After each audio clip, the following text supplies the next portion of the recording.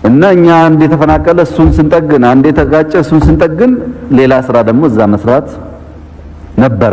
ይሄ ለእናንተ በጣም በቅርበት የምታውቁት ነገር ነው። በዚህ ምክር ቤት እንኳን አብረን የነበርን ሰዎች በፎርማል ስብሰባ በእንደዚህ አይነት የፐብሊክ የሚያዩ ስብሰባ ሳይሆን በዝግ ስብሰባዎች እንኳን ምን ያክል በሰዎች ግድያና እስር የሚሳለቁ ሰዎች ምክር ቤት ውስጥ ዋና የሰብአዊ መብት ጠበቃ ሆኖ መታየት ሲሞክሩ አይተናል። ይሄ ሁሉ የዲዛይን ስራ ነው። ግጭት ማባዛት፣ ኢትዮጵያ በተረጋጋ መንገድ ሐሳቦቿን እንዳታሳካ ማድረግ፣ ቅጥረኞቹ ልክ እንደ ወታደር ማዘዝ፣ ምን እያደረጋችሁ ነው እያሉ ማዘዝ። እኛ እሱን አንድል ስናደርግ በቃ እኛው ነው የምንሻልህ እኮ እኛ ያልን አትበጣበጥም እኛ እንምጣልህ የሚል አይነት እንብዛም ለኢትዮጵያ ሕዝብ ጥሩ ግብዣ ለመግብዣ ለመጋበዝ ተሞክሯል። ሁለተኛው ፈታኙ ነገር ተቋም የገነባ ተቋም ማፍረስ ብቻ ሳይሆን ቅጥረኞች ያበራከት ግጭትና መፈናቀል ማብዛት በኢትዮጵያ መካከል መተማመንን መቀነስ ተሞክሯል። ሶስተኛውና አደገኛው ነገር የትግራይ ሕዝብ በጣም ብዙ ችግር አለበት። እንደምታውቁት በስልጣን ላይ ባሉበት ዘመንም የሰሯቸው ስራዎች የትግራይን ሕዝብ ከደህንነት ሊያወጣ የሚችል የትግራይን ሕዝብ ከመታገዝ የሚያወጣ አልነበረም። ነገር ግን እነሱ ያንን ትተው ለጦርነት ሕዝቡን ይቀሰቅሱ ነበር። በግራ በቀኝ ጦርነት ይነሳባል ብሎ መቀስቀስ ሰፊ ስራ ሰርተዋል። ይሄ ሁሉ እንደተጠበቀ ሆኖ የከፋው ነገር ግን ሰሜን ዕዝ ላይ ጥቃት መፈጸሙ። ሰሜን ዕዝ ማለት ምን ማለት ነው? ወታደር እኮ አለን። ሰሜን ዕዝ ማለት እኮ ለትግራይ ሕዝብ ጋሻ መከታ ሆኖ 20 ዓመት የጠበቀው ማለት ነው። እኔ 3-4 ዓመት ልጅነቴን ትምህርቴን ጥዬ የኖርኩበት ለመጠበቅ ማለት ነው። በጣም ትንሽ ልጅ የወንድሜ ልጅ በጣም ትንሽ ልጅ የሞተበት ማለት ነው። ብዙዎች ውስጥ የገበርንበት ማለት ነው። ያ ሰራዊት ለሰራው ውለታ እንኳን ሲባል ቢያንስ ጡት እስከ መቁረጥ መሄድ አልነበረባቸውም። የአርሶ አደር ማሳ ምን እንደሚያደርግ፣ ትምህርት ቤት ጤና ጣቢያ ምን እንደሚያደርግ ታውቃላችሁ እናንተ። ደግሞ የደሃ ልጅ ነው። ምንም የተለየ ክላስ የወለደው አይደለም። በእነሱ ዘመን አብሮ የነበረ ነው እና መከላከያውን ለማዋረድ ዝም ብሎ መሳሪያ መቀማት ብቻ ሳይሆን ለማዋረድ የተሄደበት ርቀት በጣም አስደንጋጭ ሰቅጣጭ ነው። ማጥቃት ሲባል ዝም ብሎ ውጊያ ብቻ አድርገን አናስበው። ሰምታችኋል። ብዙዎች በእግራቸው እንዲሄዱ፣ ብዙዎች በታንክ እንዲደፈጠጡ፣ ብዙዎች አሳዛኝ በሆነ መንገድ ሕይወታቸውን እንዲያጡ፣ ክብራቸውን እንዲያጡ፣ ስብናቸውን እንዲያጡ አድርገዋል። በዛም የተወሰነ አልነበረም። ሰሜን ዕዝን አጥቅቶ መቀመጥ አይደለም። ሰሜን ዕዝን አጥቅቶ ማስፋት ነው። ጎንደርም መያዝ ምናምን መያዝ ማስፋት ነው ፍላጎቱ። እና እነዚህ ግልጽ አደጋዎች፣ አራቱ አደጋዎች የፌደራል መንግስት ሳይፈልግ በግድ ሀገሩን እንዲከላከል፣ ሳይፈልግ በግድ የተቀማውን የሀገር ሀብት ትጥቅ እንዲያስመልስ ተገዶ ወደ ግጭት ገብቷል። ያው ግጭቱ ፎርማል በነበረበት ጊዜ እንደምታውቁት ነው፣ አጠር ያለ ጊዜ የወሰደ ነው። ይህ ችግር የገለጽኩት ያልገለጽኳቸውም ችግሮች በጣም በርካታ ናቸው። ለመፍታት በብዙ ሽምግልና ለምነናል። ሽማግሌዎች፣ ሃይማኖት አባቶች፣ ፖለቲከኞች፣ የዛን አካባቢ ባለሀብቶች ለማነጋገር ስከኑ፣ ረጋ በሉ። ጦርነት ከተፈጠረ ይበልጥ ትግራይን ይጎዳል። ጦርነት ለኩሶ በሰላም መኖር አይቻልም። እንኳን ኢትዮጵያ ውስጥ ሌላ አፍሪካ ሀገር ግጭት ፈጥረን እኛ ኢትዮጵያ በሰላም ልንኖር አንችልም። እንኳን ሌላ ሀገር የመን የተፈጠረው ግጭት፣ ሲሪያ የተፈጠረው ግጭት ለኛም ተርፎ ስደተኞች አመጥተውብናል። አይጠቅምም፣ ሀገር ያፈርሳል።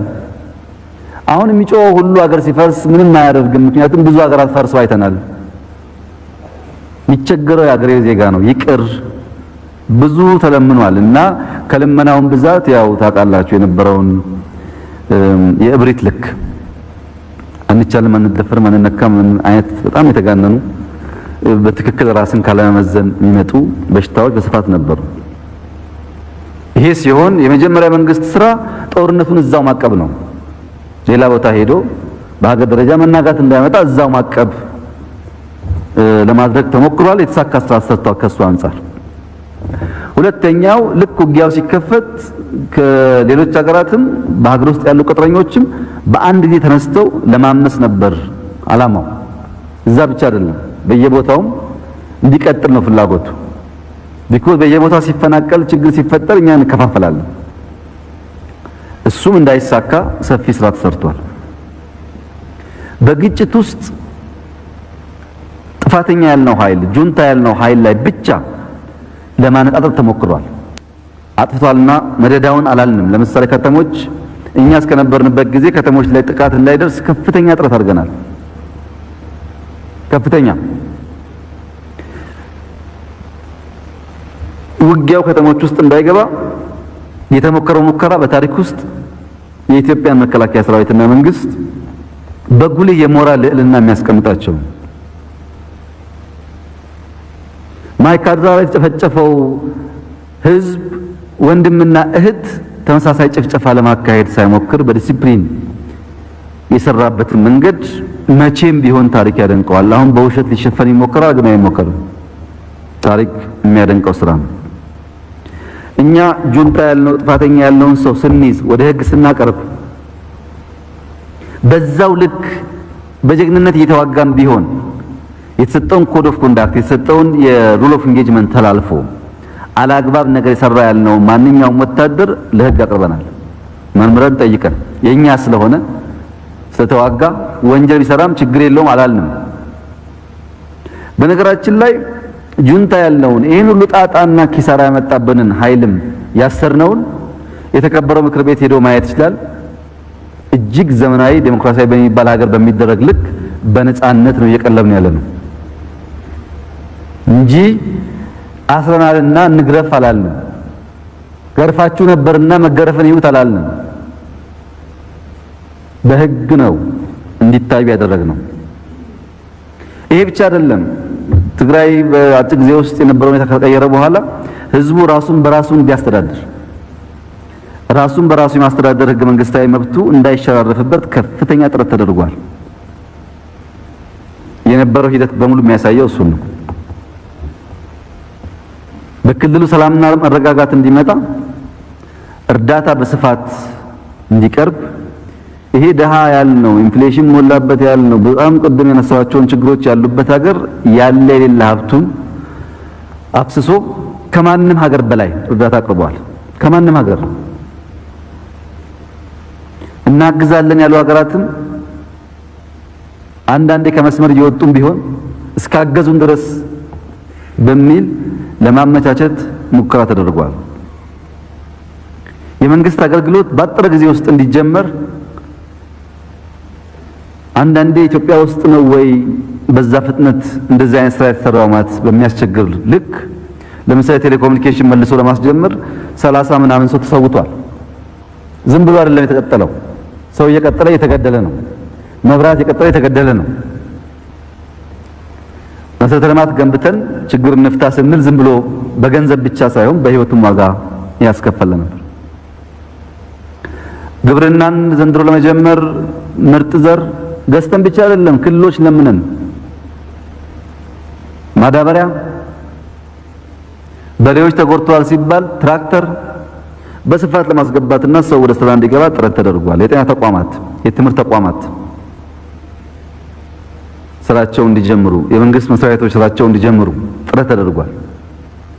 ኦፕሬሽን ከጨረስን በኋላ እነዚህን ገንብተን መውጣት ብቻውን በቂ ስላልሆነ የተፈጠረውን አዲስ አድሚኒስትሬሽን አሰልጥነን ሪሶርስ ተጨማሪ ሰጥተን ፖሊስ ያስፈልገኛል ሲል ፌዴራል ካለው መከላከያ ካለው ሰብስበን ፖሊስ አሰልጥነን በየዞን ወረዳ መድበናል።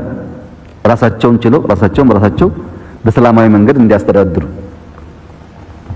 ይህን ለማድረግ ባለፉት ወራት የኢትዮጵያ መንግስት፣ የኢትዮጵያ ህዝብ እና ክልሎች ከ100 ቢሊዮን ብር በላይ አፍስሰዋል። እንግዲህ የ100 ቢሊዮን ብር ሌላ ነገር ላይ ብናውለው ብዙ ችግር ሊቀርፍ ይችላል። ነገር ግን ቅድሚያ የነበረውን ቀውስ ማርገብ ይሻላል በሚል የተሄደ ሙከራ ነው። ከዚህ አንፃር ያገኘናቸው ውጤቶች ምንድናቸው? በዚህ ጉዳይ ገብተን ምንድነው ያሳካ ነው የሚል ነገር ቢነሳ ለችግሩ ግንባር ቀደም የሆኑ የዚህ ጉዳይ ሐሳብ ምንጮች ህጋዊ እርምጃ ተወስዶባቸዋል፣ ለህግ ቀርበዋል። የተቀሩትም ዳግም እንደዚህ አይነት ጥፋት እንዳያደርጉ ሆነዋል። ይሄ በቀላል የሚታይ አይደለም። ሰሜን ዕዝ ነፃ ወጥቷል። ትጥቃችን ተመልሷል። ጎንደር፣ ባህር ዳር፣ አስመራ የተተኮሰበት ሚሳኤል ተመልሷል። በኢትዮጵያ ህዝብ በብድር የተገዛው ሚሳኤል መልሶ ኢትዮጵያን ከማጥፋት እንዲቆም ተደርጓል። ሰሜን ዕዝን ቀምተን ትጥቃችን አዳብረን እንደፈለግን እናደርጋለን የሚለው ሐሳብ የማይሳካ መሆኑን ማሳየት ተሞክሯል። ከሁሉ በላይ መከላከያን ሀገራዊ ቁመና ይዞ ጠንካራ ሆኖ እንዲገነባ በምንም መንገድ የማይገኝ መልካም እድልና ልምድ ተገኝቷል። መልካም እድል ከዚያ በፊት በነበረው ሁኔታ እኮ ብታቅድ ምንም ነገር ብታስብ የጥፋት ኃይሉ እኩል ስለሚሰማ ምንም ስራ መስራት አይቻልም ነበር። የሚያጠፋውም የሚያለማውም አንድ ነው። ሲፈናቀል የምታሰማራው ኃይል ግማሹ ያያላየው የሚል ነው ወይም የቅዱ አካል ነው።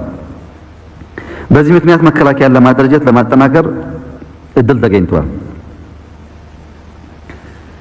ሁለተኛውና ኢምፖርታንት ነገር ኢትዮጵያና ኢትዮጵያውያንን ለመከፋፈል፣ ግጭት ለመፍጠር፣ ለመለያየት የነበረው ፍላጎት ዜሮ ሆነ ባደለም በከፍተኛ ደረጃ የተለየ ውጤት አምጥቷል። ኢትዮጵያውያን ከምን ጊዜም በላይ የሚደማመጡ፣ የሚተጋገዙ፣ የሚከባበሩ ሆነዋል። ይህን በተግባር አይተነዋል። ይህን ማጠናከር ያስፈልጋል። ግን ለመለያየት የነበረው መሻትና ፍላጎት እምብዛም የተሳካ እንዳይሆን አድርጓል። በእነዚህ ሁሉ ጥረቶች ያገኘናቸው ምላሾች ምንድናቸው ሲባል እንግዲህ ገንዘብ፣ ጊዜ፣ ሰው ሰውተናል። ብዙ ዋጋ ከፍለናል። ብዙ ድካም ደክመናል። በደከምነው ልክ 40 ዓመት የተዘራውን የዘረኝነት መርዝ ልናጸዳ አልቻልንም። የዘረኝነት መርዙ ሌሎች ተጨማሪ ጊዜና ሁኔታ ይፈልጋል። የነበረን መልካም ሙከራዎች ይህን ከመቀነስ አንጻር በቂ ነበሩ፣ ጠቃሚ ውጤት ተገኝቶባቸዋል ሊባል የሚያስችል አይደለም። ዘረኝነት ካንሰር መሆኑን፣ ዘረኝነት አንዴ ከገባ ለብዙ ጥፋት የሚዳርግ መሆኑን ትምህርት ተገኝቶበት እንደሆነ እንጂ መርዙ ግን አልነጠፈም። ሁለተኛው በዝግጅት የተሰራ ቢሆንም በውሸት ፕሮፓጋንዳ የተካኑ ሰዎች በአገር ውስጥና በውጭ የኢትዮጵያ በተዘረፈ ሀብት ብዙ ሚዲያዎች በመግዛት የነበረው ቅስቀሳም ቀላል አይደለም። በእርግጥ መላ ኢትዮጵያ መገንዘብ ያለበት በፕሮፓጋንዳ ዘመቻው ይሄ ጥፋት ኃይል ብቻውን አይደለም የሰራው። የሱን ሐሳብ የሚደግፉና ከጀርባው ያሉ የላኩት ኃይሎችም በስፋት ተሳትፈውበታል። ገንዘባቸውን አባክነዋል፣ በብዙ አጽፈዋል፣ በብዙ አስነግረዋል። የሀገር መከላከያ ሚኒስቴርም የከፈለው በመልከ ብዙ ዘርፈ ብዙ መስዋዕትነት ባጎረስኩ ተነከስኩ ሆኗል መልሱ። ያደረገው ጥረት የሚደንቅ ቢሆንም ጁንታው ንጹሃንን መሳሪያ ለማድረግ ያደረገውን ጥረት ለመከላከል በጣም ከፍተኛ ጥረት ተደርጓል። እንግዲህ የጁንታው አንዱ ስልት እሱ ሲገል ጀግና ሰራዊት ነው፣ እሱ ሲሞት ደግሞ ሲቪል ነው። ዩኒፎርሙን አውልቆ ተመሳስቶ ስለሆነ ቀጣዩን ስራ እየሰራ የነበረው በዚህ በኩል ያለው ኃይል ሲቪል ጋር ልጋጭም እያለ እንዲተው፣ እሱ ግን ደግሞ በጣም አስከፊና አስቀያሚ የሆኑ ነገሮች ማድረግ እንዲችል እድል ለመፍጠር ተሞክሯል። መከላከያው እየተነካካ ኦቨር ሪአክት እንዲያደርግም በጣም ጥረት ተደርጓል። የታጠቀ ኃይል ነው። በህልውናው ሲመጣበት እና ሲነካካ የከፋ እርምጃ ሊወስድ ይችላል። ያ ሙከራ ተደርጓል። ሌላው የኛ ስህተት የምናጠፋቸውን ስህተቶች ለማግነን ተሞክሯል። በአንድ ኦፕሬሽን ውስጥ ሊያጋጥም የሚችል ችግር ነው የሚል እሳቤ ሳይሆን ለማግነን ተሞክሯል። ይሄው ሰራዊት ከኤርትራ ጋር በነበረው ውጊያ፣ ይሄ ሰራዊት ከሶማሌ ጋር በነበረው ውጊያ የሚፈጥራቸው ስህተቶች አንዳንዴም ከዚያ ያነሰ ስህተት ሁሉ ተጋኖ እንዲታይ ተሞክሯል። ከዚህ ተነስተንና ቁጭ ብለን እናጥናል ምንድነው የሆነ ያለው እናቃለን። ከኢትዮጵያውያን ስሜት አንፃር ምን አይነት ምልከታ እንዳለ ለመገዛው አንቸገርም፣ ግን እናጥናል። የዓለምን እናጥና፣ የኛን ታሪክ እናጥና፣ ያለንበትን እናጥና፣ የሚሻለንን ነገር እንያል። አንደኛ ኢትዮጵያና ኤርትራ 30 ዓመት ተዋጉ። መቼም ኢትዮጵያና ኤርትራ 30 ዓመት ሲዋጉ ሁሉ ሐሳብ፣ ሁሉ ፍላጎት፣ ሁሉ ትጥቅ፣ ሁሉ በጀት የነሱ ነበር ብለን ራሳችንን አንሸውድም። ከጀርባዎቻችን ከፍተኛ ኃይሎች ነበሩ፣ በደንብ ያባሉን። በመባላት ሂደት ውስጥ አስፈላጊውን ቅመሞች እየጨመሩ ነገሩ እንዳይቆም የሰሩ ኃይሎች ነበሩ። ምን አገኙ? የደቀቀች የደከመች ኤርትራ፣ የደቀቀች የደከመች ኢትዮጵያን ፈጠሩ። ብዙ ሰው ረገፈ፣ ብዙ ሀብት ረገፈ። መጨረሻ ያገኘነው ግን ሁለት የደቀቀ ሀገር ነው። ተባብሮ እንኳን ችግር መፍታት ወደማይችልበት ደረጃ የደረሰ ማለት ነው። አሁን ያለውን የትግራይ ሁኔታን ስንመለከት በእኔ ግምት ግጭቱ እንዲቆም የሚፈልግ ኃይል ብዙ አይደለም። እንዲሁ የተጋጋጥን የደቀቀች ትግራይ የደቀቀች ኢትዮጵያን ማየት፣ ወዲያው ደግሞ አማራና ኦሮሞ እያሉ የደቀቀ ኦሮሚያ የደቀቀ አማራን ማየት ፍላጎቶች ያሉበት የሚል ምልከታዎች አይተናል። አደገኛ ልምምዶች አይተናል። ለዚህ አንዱ ለምሳሌ ሐዋሳ ከሚባል ከተማ ለምሳሌ ነው። ሁለት ሰዎች መንግስት ጋር ይመጣሉ። እናንተ ምን ታደርጉ? ጁንታው ቶክስ ከፍቶባችሁ እንዲያስቸግሯችሁ እንዲያርጓችሁ ህግ ማስከበርማ የመንግስት እኮ ስራ ነው። እኛ ሐዋሳ አካባቢ ላይ እንኳን እንዲገጥሞን ያውቃል እያሉ ይነግሩናል። ሁለት ሌላ ሰዎች ደግሞ ከሐዋሳ ሄደው ጁንታው ጋር ሲያሟሙቁ፣ ሲጽፉ፣ ሲያሻሽሉ፣ ሐሳብ ሲሰጡ ይታያሉ። እነዚህ የሐዋሳ ሰዎች ከፋፍለው ያጫውቱን እንጂ ተመልሰው ይወያያሉ። ያው የሞኝ ነገር ብለው ይመስለኛል። ኢትዮጵያ ላይ የነበረው ውርጅብኝና ሁኔታ ለቅሶ ከፍየሏ በላይ ነው ከሚባለውም በላይ ነው። አንዳንዴ ግራ ያጋባል። በጣም ግራ የሚገባኝ ግን ትግራይ አካባቢ ስለተፈጠረው ችግር መፈናቀል ምናምን የሚያነሱ ሰዎች ለኢትዮጵያ አስበው ነው ማድመጥ አለብን ብለን እንኳን እንዳንከተላቸው ተሳስተው ቤኒሻንጉል አይሉ። ቤኒሻንጉል የሚፈናቀለው ችግር የለውም፣ እሱ ሰው አይደለም። ሌላ ቦታ ኢትዮጵያ ውስጥ የሚያጋጥም ችግር አንድም ሰው ያነሳ። ኢትዮጵያን ደግሞ ሁላችን እኩል ነን፣ የተለየ ነገር የለም። ኢትዮጵያ ኢትዮጵያ ነው፣ ኢትዮጵያውያን ናቸው። ብዙ ነገር አይተን ከታሪካችን ተምረን ይሄ ነገር ወጣ ባለ መንገድ ማየት ይፈልጋል፣ በተቀደደልን ቦይ አንጓዝ ብለን እንድናስብ አደረገን። ወጣ ደግሞ አልን። ዩክሬን አየን። አሁን ዩክሬን ያለውን ነገር ምንድነው የሆነ ያለው? ዩክሬን ላይ ይመሳሰላል። ምስራቅ ዩክሬንና አሁን በሰሜን በእኛ ሀገር ያለው ነገር ምንድነው? ከኋላ ያሉ አክተሮች ምን ይመስላሉ? ዩክሬን ላይ የሚወሰን ውሳኔ ሪአክት የሚደረግበትና ኢትዮጵያ ሲወሰን ሪአክት የሚደረግበት አራምባና ቆቦ ለአንድ አይነት ሁኔታ ማለት ነው። ለምንድን ነው? የአርማንያና እዛ አካባቢ የምታውቁት ግጭት በቅርቡ የነበረውን ለማየት ሞከር። አፍጋኒስታን፣ ሲሪያ፣ ሊቢያ፣ የመን የገጠመውን ለማየት ሞከር። ገፋ አደረግንና ጃፓንና ኮሪያን ለማየት ሞከር። ያ ግጭት ያ ጦርነት ምን አመጣባቸው? ምን አይነት ውሳኔ እንደ ህዝብ ወስነው ነው ለውጥ ያመጡት? እነዚህ ሁሉ ካጠናን በኋላ በሀገሬ አባባል ለዶሮ በሽታ በሬ ማረድ ትክክል አይደለም የሚለውን ነገር አስገዳጅ ሆኖ አግጦ መጣ። የታመመው በሬ ነው፣ ዶሮ ነው። በሬ የሚታረድበት ምንም ምክንያት የለም። ተገደን የገባ ነው። በአሻን ሰዓት ማቆም ስለምንችል ማቆም ያስፈልጋል፣ ጥሞና ያስፈልጋል፣ ማስተዋል ያስፈልጋል። ከበሽታው ልክ በላይ ድካምና ከበሽታው ልክ በላይ ጊዜ ማባከን ተገቢ አይደለም። ብለን የጥሞና ጊዜ ያስፈልጋል። የጥሞና ጊዜ እኛንም ያስተምራል፣ ሌላውንም ኃይል ያስተምራል፣ የዓለም ሕዝብንም ያስተምራል። ሌሎች ሀገራትን በቅንነት ከጉዳዩ መማር ከፈለጉ በተለይ ምስኪን የአፍሪካ ሀገሮች ለመማር እድል ያገኛሉ።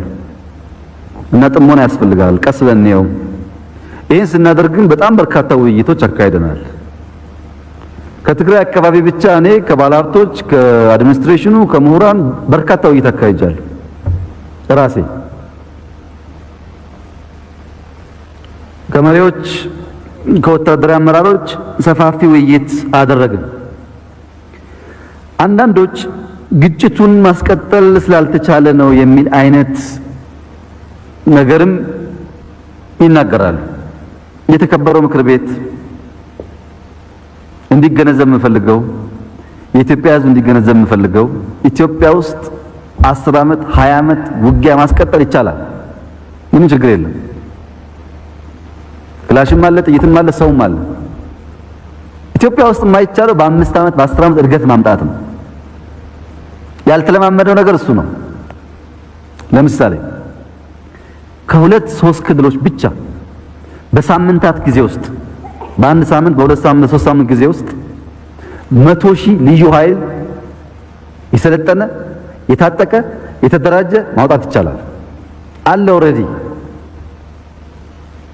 አይ ልዩ ኃይል ላይ በቃ ሚሊሻ ነው የሚያስፈልገው ከተባለ በጥቂት ወራት በአንድ በሁለት ወር ጊዜ ውስጥ ግማሽ ሚሊየን ሚሊሻ ከሞላ ጎደል የታጠቀ ከሞላ ጎደል መተኮስ የሚችል ማውጣት ይቻላል።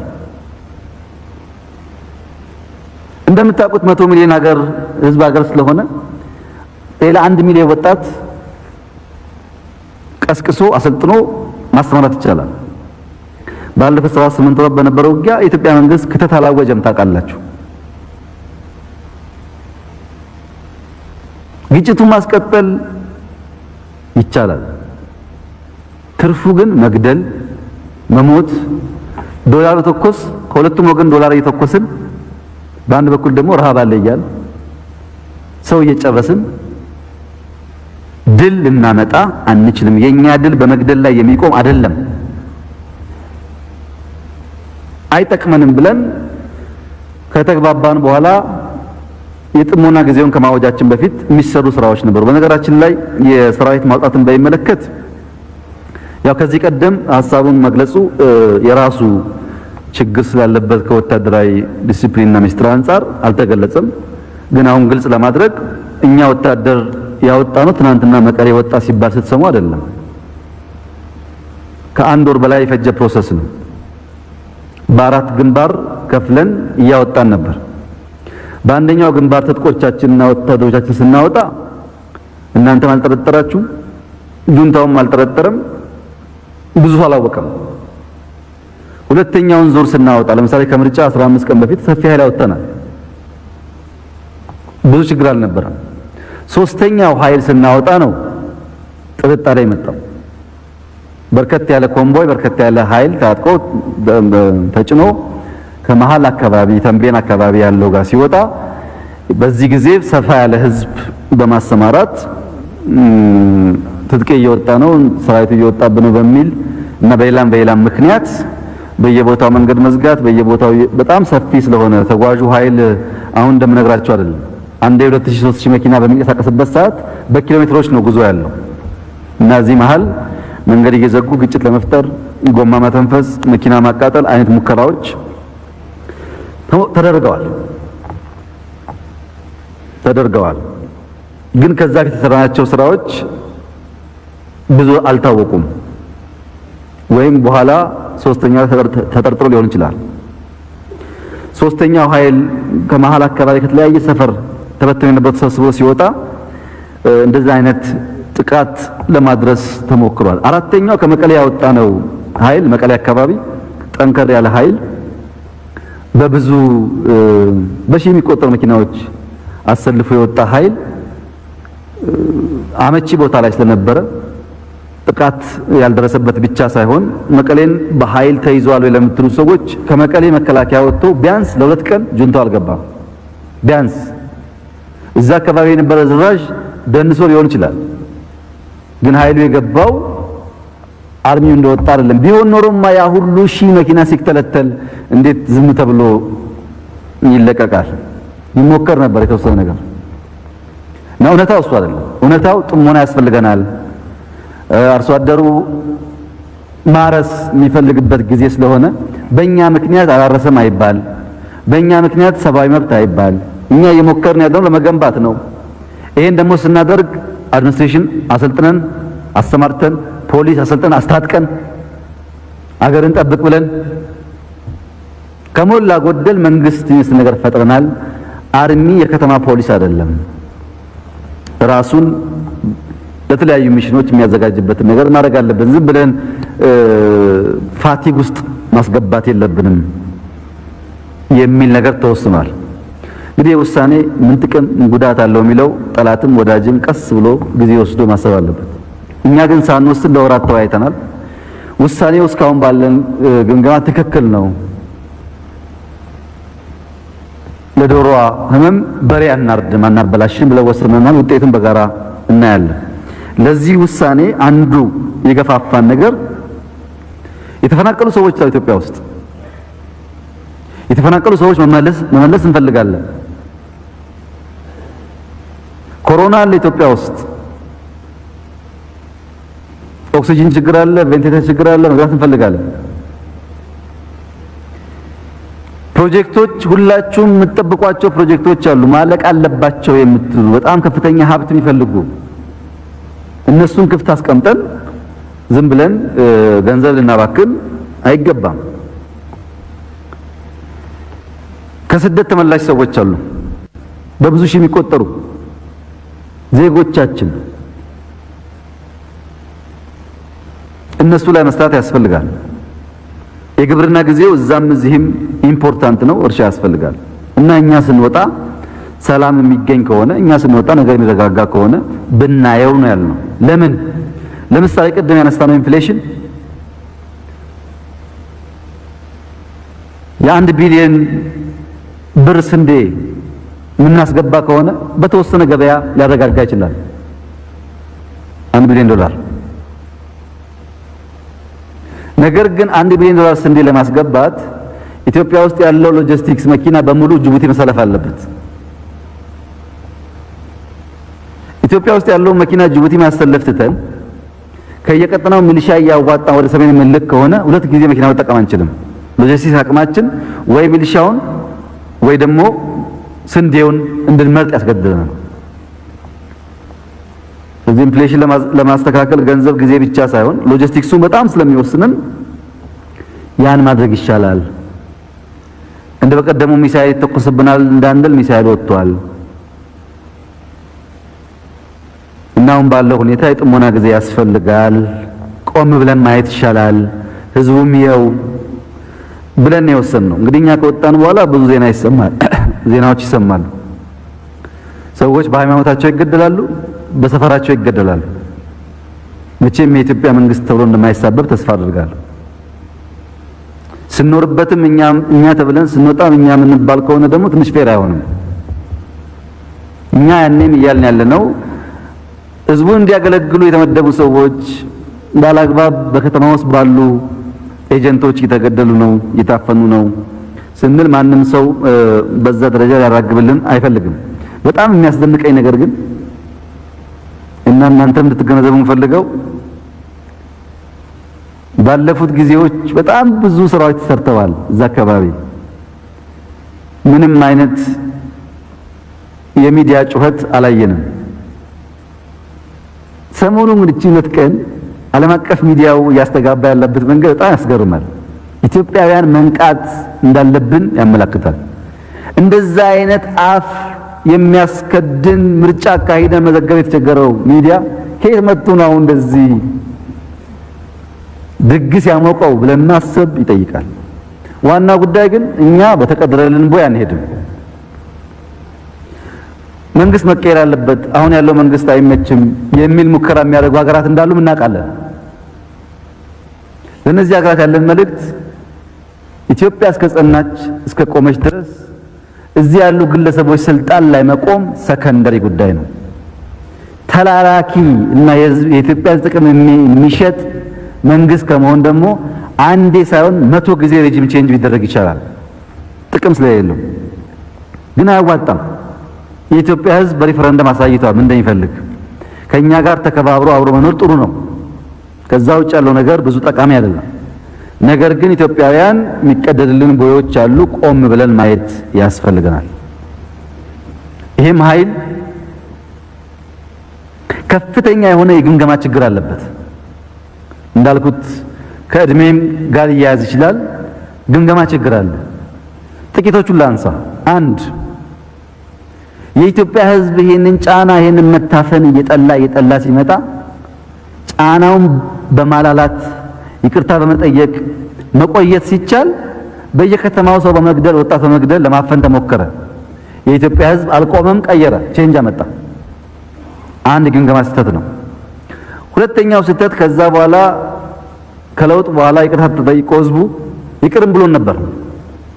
ይሄ ኃይል ዝም ብሎ ብልጽግና ውስጥ ቢቀመጥ ኖሮ ቢያንስ የያዘውን ይዞ መቆየት ይችል ነበር። ቢያንስ ስልጣንም የሰረቀውን ምናምንም ይዞ መቆየት ይችል ነበር። ከብልጽግና የወጣበት የግምገማ ስህተት ከፍተኛ የሆነ ኪሳራ አድርሷል። መልሶ ማየት አይከብድም። ቀድሞ መገምገም የሚከብደው እንጂ መልሶ ማየት ችግር የለውም ብዬ ነው። በስልጣን በሀብት በፎርማል ኢንፎርማል የሀብት ክምችት መንግስት የመሆንን ነገር ዝቅ ያደረገ ግምገማ። ሶስተኛው እሱም ሆኖ ትግራይ ከተካሄደ በኋላ ዝም ብሎ በቃ መረበሽ ሳያስፈልግ የክልል መንግስቱ መቀመጥም ይቻል ነበር። እኛ ቢያንስ አንዋጋም ነበር። ፍላጎት አልነበረም ለመዋጋት። እዛ ጋር ግምገማ ስህተት ነው። ትኩ ከቀማው ሚሳኤል ከቀማው ምናምን እንደፈለኩ አደርጋለሁ። ምንድነው ያደረሰው ኪሳራ? የእያንዳንዱ የትግራይ እናት ትመዝነዋለች። የደረሰባቸው ነገር ያውቁታል እነሱ። አሁንም ቆም ብሎ ማየት የሚያስፈልገው እንደዚህ አይነት በጣም የተጋነነ ግምገማ የሚያስከትለው አደጋ ነው። ልክ የእስራኤል ህዝብ የሚያልፍበትን መከራ ሁሉ አልፎ ከግብጽ በወጣበት ጊዜ እስከ ቀይ ባህር የተከተለውን የፈርዖንን መንግስት የሚያስታውስ ነው። አርፎ ካይሮ መቀመጥ ሲገባው ቀይ ባህር ድረስ ተከትሎ እንደተዋጣው ማለት ነው። የእስራኤል ህዝቦች ሲያቋርጡ የፈርዖን መንግስት እዛው ቢቀመጥ ኖሮ ችግር አልነበረው። ተከትሎ መሄዱ ነው ጣጣ ያመጣው። አሁንም ቆም ብሎ ማየት ጠቃሚ ነው ብዬ አስባለሁ። ኢትዮጵያ ማሸነፍ አይቻልም። ቆም ብሎ ማየት ለሁሉም ኃይሎች ይጠቅማል ብዬ አስባለሁ። በዚሁ አግባብ ይሄን የተከበረው ምክር ቤት በብዙ ድጋፍ በብዙ ችግር ውስጥ መንግስት በሙሉ ቁመና እንዲሰራ ያደረገ ምክር ቤት ነው። ይሄን ለመገንዘብ ይቸገራል ብዬ አላስብም።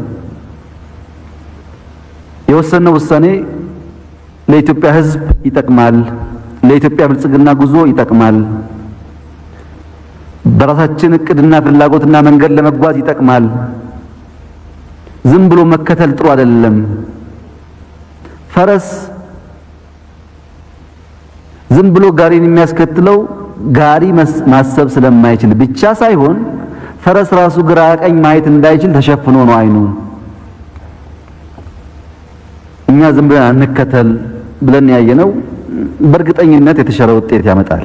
ለኛ ቢያንስ ልንሰራ የምናስባቸውን ስራዎች ለመስራት ያግዘናል ብለን እናስባለን።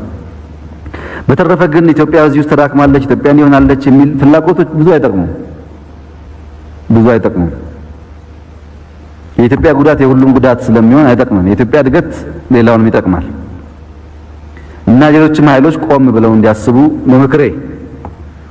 ከዚሁ ጋር ተያይዞ መከላከያን በሚመለከት በጀቱ ቢሰፋ ቢበዛ የሚለው ሐሳብ የምናወጣው ወጪ ከጂዲፒ አንፃር ሲታይ አነስተኛ ነው። ብዙ ሀገራት በቅርብ ርቀት ያሉ ሀገራት ከጂዲፒያቸው ከኛ የተሻለ ሀብት ይመድባሉ። ጥቂት የማይባሉ ሀገራት ደግሞ ለመከላከያ ሳይሆን የሀገር በጀት የያዝነውን ያክል በጀት ለመከላከያ ይመድባሉ። ዋናዎቹ አይደለም፣ በቅርብ ርቀት ያሉ ሀገራት ለኢትዮጵያ የተመደበው በጀት ያክል ይመድቡ አሉ። እና በቂ ብር ነው የመደብነው ብዬ ልላችሁ አልችልም ማለት ነው። ነገር ግን ለሎ ኢንፎርስመንት ኤጀንሲስ ድሮ ከነበረው ሪሶርስ በጣም ከፍ ያለ ተመድቦላቸዋል። ከፍ ያለ ሀብት ተመድቦላቸዋል። የኔ ተስፋ በኢትዮጵያና በመከላከያ ኃይል ላይ የኢትዮጵያ መከላከያ ሰራዊት F22 የታጠቀ የኢንፎርሜሽን ዋርፌር ከምድር ብቻ ሳይሆን ከሰማይ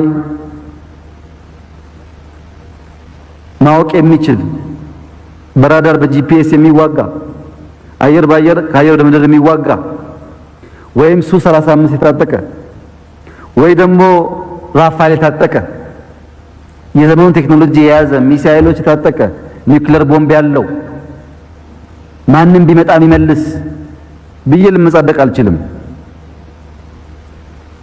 ውስነት አለበት። ነገር ግን በእርግጠኝነት መናገር የምችለው ነገር አለ። የኢትዮጵያ ወታደር ያለው ልብ ማንም የለውም። ይሄን ስላየሁት በደንብ እናገራለሁ። በቀን 25 30 35 40 ኪሎ ሜትር በእግሩ እየተጓዘ በእግሩ ታውቃላችሁ መቼም የኢትዮጵያ መከላከያ ሰራዊት አይከፈለውም። ጀግና ነው። ተራራን ይወጣል ይወርዳል፣ በዝናብ በፀሐይ ይጓዛል፣ ለሀገሩ ክብር ይሞታል። ለሀገሩ ክብር የሚሞት አስደማሚ ሴትና ወንድ ያሉት ሀገር ነው። ከማንም ጋር በሰላም ብንኖርም የኛ ዘመናዊ ትጥቅ ግን ልባችን ነው። ይሄ የማይታበል በተግባር የታየ ወደፊትም የሚታይ በታሪካችን የታየ ነገር ነው። አዲስ ነገር አይደለም እና በትጥቅ አይደለም ውጊያ። በትጥቅ ቢሆንማ በሶስት ሳምንት እኮ ጁንታውን መበተን እኮ አይቻልም። እነሱም እንደሚሉት ትጥቁ እነሱ ጋር ነበር።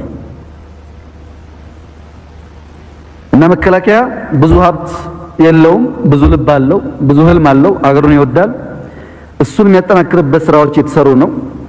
ደግሞ ህዝቡም እናንተን ጨምሮ መከላከያ ማለት ሀገር ማለት እንደሆነ ገብቶት በሞራል የሚደግፈው ህዝብ አላያችሁም እንደ ሰሞኑን እኮ እንቅስቃሴ ሲያደርግ በሄደበት ሁሉ በየመንገዱ የሚቀልበው ህዝብ ነው ያለው። የህዝቡ ፍቅርና ሞራል ይጠብቀዋል። አሁንም በሞራል አሁንም በሰው ኃይል በትጥቅ በስንቅ በአመለካከት ልናጠናክረው ይገባል። ጥያቄ የለውም። ይሄ ማጠናከር አለብን። በርካታ ወጣቶች ኢትዮጵያን መታደግ የሚቻለው ጠንካራ ሰራዊት ስንገነባ መሆን አውቀው አዋጅ ሳይጠብቁ በከፍተኛ ቁጥር መቀላቀል አለባቸው። የኛ መከላከያ ደግነቱ ስራ ከሌለው ማረስም ስለሚችል ማረምም ስለሚችል ኪሳራ አይደለም። ይሄ ሁሉ እንደተጠበቀ ሆኖ አሁን የበጀት ነው በጀት የምንፈልገውን ስራ ያሰራናል የሚል ተስፋ አለ። ከዛ በላይ ዲማንድ የሚያደርግ ከሆነ ደግሞ መልሰን ለእናንተ ለማቅረብ የሚያስችል እድል አለ። እኛ መንገድ የምንሰራው ኢትዮጵያ ካለች ነው። ሌላ ግንባታ የምንገነባው ኢትዮጵያ ካለች ነው። ኢትዮጵያ ከሌለች ቅድሚያ የሚሰጠው ለዚህ ጉዳይ ሊሆን ይችላል። አሁን ባለው ሁኔታ ግን ሰላም እና ልማት ማስቀደም ስላስፈለገ በዚህ አግባብ ቀርቧል። ከእናንተ ጋር የምንስማማው በቂ ገንዘብ አይደለም፣ ግን ደግሞ ቀላል ገንዘብ አይደለም። ገንዘቡና ልቡ ሲደመሩ ኢትዮጵያን በደንብ መከላከል ይችላሉ የሚል እምነት ነው በእኛ በኩል ያለው። ዲፕሎማሲን በሚመለከት ተቋሙን ማደስ፣ ተቋሙን በከፍተኛ ሪፎርም መቀየር ያስፈልጋል።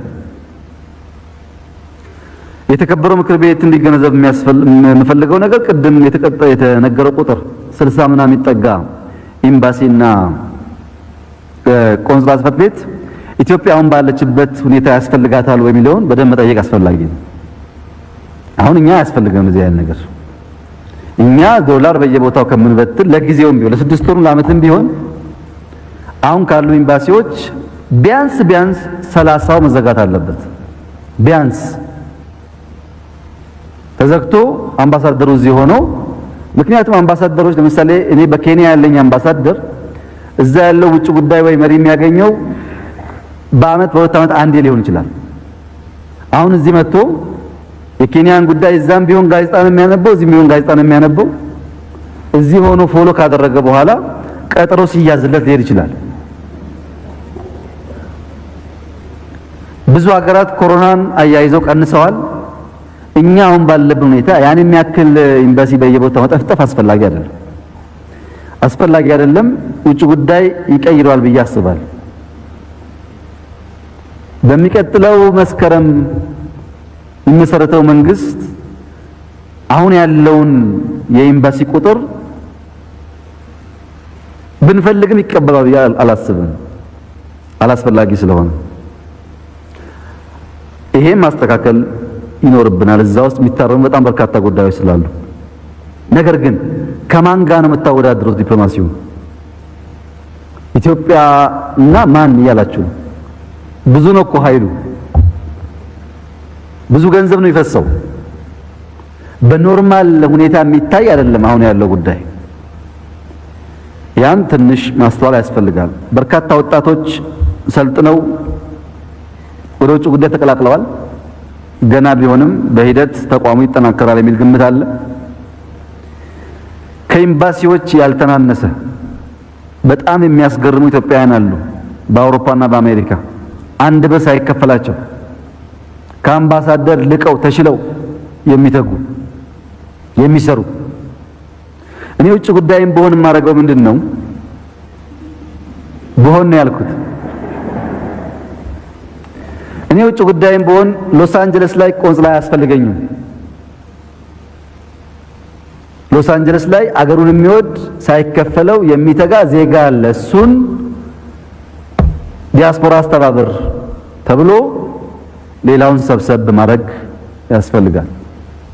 አውሮፓ ላይ ሀገር የሚያውቁ ቋንቋ የሚያውቁ ምናምን የሚያውቁ በጣም ብዙ ኢትዮጵያውያን አሉ። እነሱን አሳይን እያደረጉ ሌላውን ሰብሰብ ማድረግ ያስፈልጋል። ውጭ ጉዳይ ያደርገዋል። በውጭ ያላችሁ ኢትዮጵያውያንም መዘጋጀት አለባችሁ። ከዚህ በላይ ኢትዮጵያ መሸከም አትችልም። የግል የሥራ ጉዳይ መሆን የለበትም። አብዛኛው ይቀየራል የሚል እምነት ነው ያለኝ። ዓለም ላይ አሁን ባለው ተለዋዋጭ ባህሪ እና ጂኦፖለቲክስ የኛ ዲፕሎማቲክ እይታም ትንሽ መፈተሽ ይፈልጋል። እግረ መንገድ እንደው ለማንሳት ብዙ ሰዎች አርቲክል ያነቡና ከዛ መጥቶ መንግስት ያማክራሉ። እንዲህ እየተባለ ነው እያሉ ማለት ነው። አርቲክል የሚጻፈው ዝም ተብሎ አይደለም። አርቲክል እንዲዘጋጅ፣ እንዲጻፍ፣ እንዲታተም ስራ ተሰርቶ ሰዎች የሚፈልጉትን ሐሳብ ገበያ ላይ አቅርበው እኛ ምንም ሳናስተላስል እሱኑ ገዝተን እሱን የመንግስት ፖሊሲ አድርገን በዛ ወጥመድ ውስጥ መግባት ነው።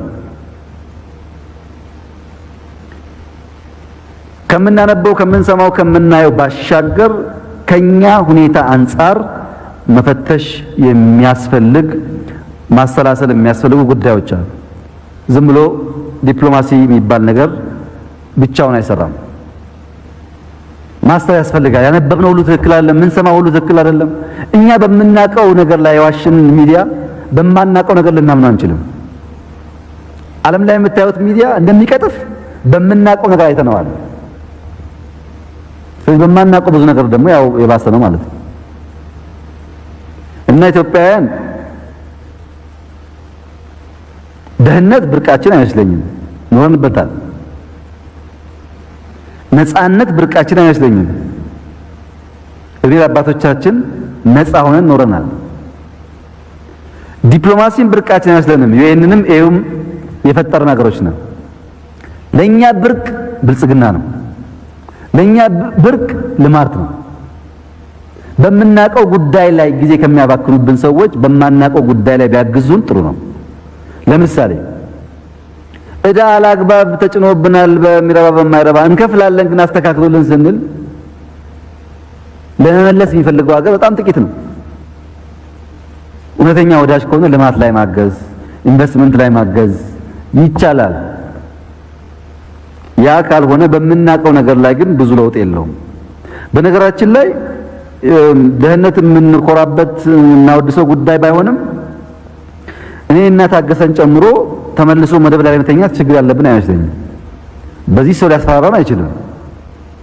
አብዛኛው የኖርንበትን መደብ የሆነ ዓመታት መተን ስለረሳ ነው ትመለሳለህ ሰው ቢያስፈራራን አንቀበለውም፣ አንፈልገውም። መቀየር እንፈልጋለን። በክብር በነጻነት ከመጣ ግን ብዙ ከባድ አይደለም እና ሀገራት ላይ ያለው ጨዋታና ቁማር ቀስ ብሎ ማየት ይፈልጋል። እኛም ደግሞ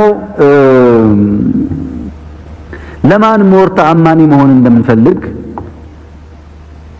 ማን ሞር በእኛ ስራ መታመን መደሰት እንዳለበት እንደምናስብ ቆም ብሎ ማየት ይፈልጋል። እኛም ጋር ችግሮች ስላሉ የኢትዮጵያ ሕዝብ 1000 ሆኖ ከሚጮህብን የሆነ አካባቢ አንድ ሰው ሲናገር እንደነግጣለን እና ፎከሱ እዚህ መሆን አለበት። የኢትዮጵያ ልማት፣ የኢትዮጵያ ነጻነት፣ የኢትዮጵያ ሰላም፣ የኢትዮጵያ አንድነት ፕራይመሪሊ የሚረጋገጠው በኢትዮጵያውያን ብቻ ነው። ሌላው አጃቢ ነው። ስለዚህ ፎከሱ ወደዚህ ቢሆን ዲፕሎማሲው፣ መከላከያው፣ ሰላሙ ይረጋገጣል። ነገር ግን ሰላም ምንም ቢከፈልላት ወርዝ ታረጋለች። በመታገስ ፈጥነን ባለመወሰን ሸብረክ በማለት የአንድ ቀን ሰላም ካገኘን ፕሮጀክቶች እንጨርሳለን። ለሰላም የሚከፈል ዋጋን ለጦርነት ከሚከፈል ዋጋ ጋር አንድ አድርጎ ማየት ጥሩ አይደለም። አብዝተን ሰላምን የምንሻ አብዝተን ለሰላም የምንሰራ መሆን አለብን። ልማት ሊረጋገጥ የሚችለው ሰላም ካለ ብቻ። ከለማንሳ ሁሉ ይመጣል። ዋናው መልማት ነው። ጤናን በሚመለከት የእናቶችና ህፃናት ሞት ለመቀነስ ሰፋፊ ስራዎች ተጀምረዋል።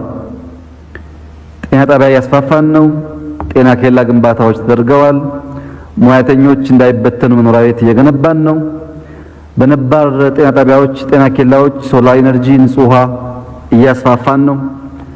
እንደተባለው እናቶች እንዳይቸገሩ ከ2000 በላይ ለእናቶች ለወይ ጊዜ ማቆያ ቦታዎች ተሰርተዋል።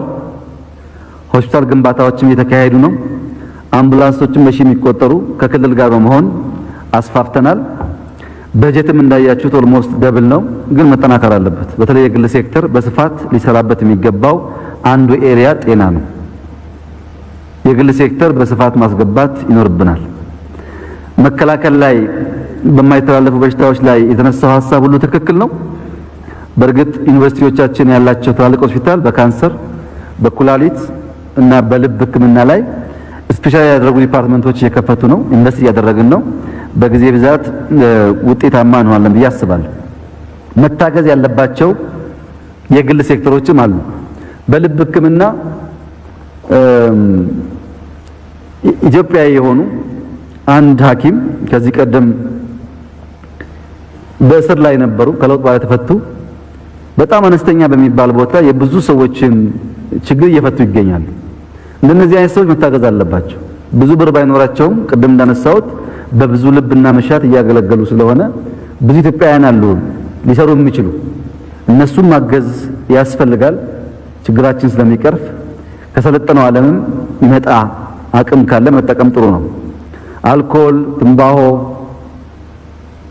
እንዲቀንሱ ማድረግ፣ አሽሽ እንዲቀንስ ማድረግ፣ ጭፈራ ቤት እንዲቀንስ ማድረግ፣ ማስ ስፖርት እንዲበራከት ማድረግ ያስፈልጋል። እነዚህ አጋጉል ባህሪዎች ትውልድን የሚያበላሹትን ቀነስ እያደረጉ ሞር ስፖርት ላይ፣ ችግኝ መትከል ላይ፣ ወክ ማድረግ ላይ ማስፋት። አዲስ አበባ ውስጥ የምታዩት አብዛኛው ወኮይ ማስፋፋት ስራ ከዚህ ጋር ይያያዛል። ታክሲ እየቀነሰ ሰው በእግሩ እንዲሄድ። በእግር መሄድ ጤና ነው። በእግር መሄድ በጣም ብዙ ችግሮች ይፈታል። ገንዘብ ብቻ አይደለም። ነገር ግን በቂ ወኮይ የለም። እሱ እያሰፋን ጤናችን መሰደግበት መንገድ መፍጠር ያስፈልጋል። ሆስፒታሎችን እናሰፋለን። በጀቱ አሁንም ቢያድግም በቂ አይደለም። የግሉ ሴክተር እየገባ የሚያሻሽለው ቢሆን ጥሩ ነው። በጎዳና ላይ ያሉ ዜጎችን በሚመለከት ያላችሁት ሁሉ ትክክል ነው። ግን አሁንም ኢትዮጵያውያን ከተደመር ቀላል ነገር ነው። 100,000 ኢትዮጵያዊ ከወሰነ ጎዳና ላይ አንድም ሰው አይኖርም። አንድ ሰው ለመውሰድ ከወሰነ ማለት 100,000 ዲያስፖራ ከወሰነ ጎዳና ላይ ህፃን እንዳይኖር ማድረግ ይቻላል። አንድ ሰው አሳድጋለሁ ካለ። ነገር ግን ጎዳና ላይ ያለው ችግር ኢኮኖሚ ብቻ አይደለም። አንደኛው ኢኮኖሚ ነው፣ ድህነት ነው። ሁለተኛው ወላጅ አልባ መሆን ነው።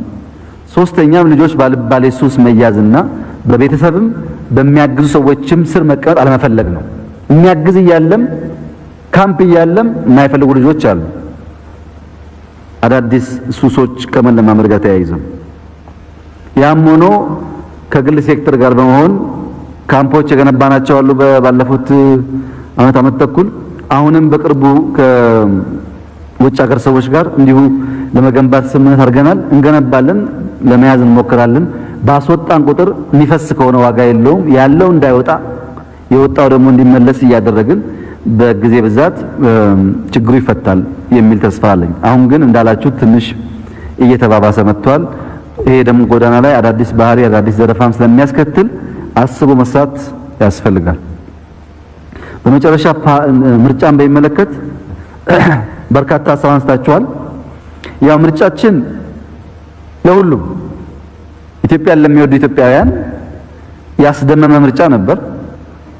እኛም ተምረንበታል፣ ዓለምም ተምሮበታል። የኢትዮጵያ ሕዝብ ምርጥ አስተማሪ መሆኑን በተግባር አሳይቷል።